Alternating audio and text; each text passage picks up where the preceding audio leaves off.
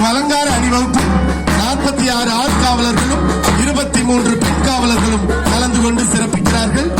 ராணிப்பேட்டை மாவட்ட ஆயுதப்படை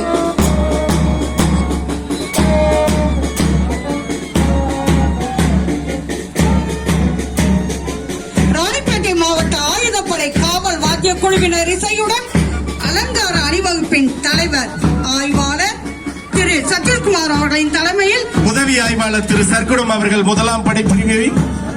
உதவி ஆய்வாளர் திருமதி பிரியங்கா அவர்கள் பெண்கள் படைப்பிரிவினையும் தலைமை தாங்கி, உதவி ஆய்வாளர்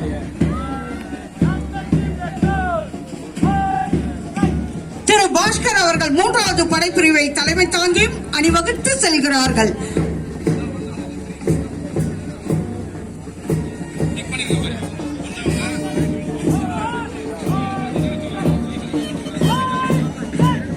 பிளாட்டூன் கமாண்டர் திரு பிச்சாண்டி அவர்களின் தலைமையில் ஊர்காவல் படைப்பிரிவினரும், தேசிய மாணவர் படைக்கு தலைவராக மேல் விஷாரம் சி அப்துல் ஹக்கீம்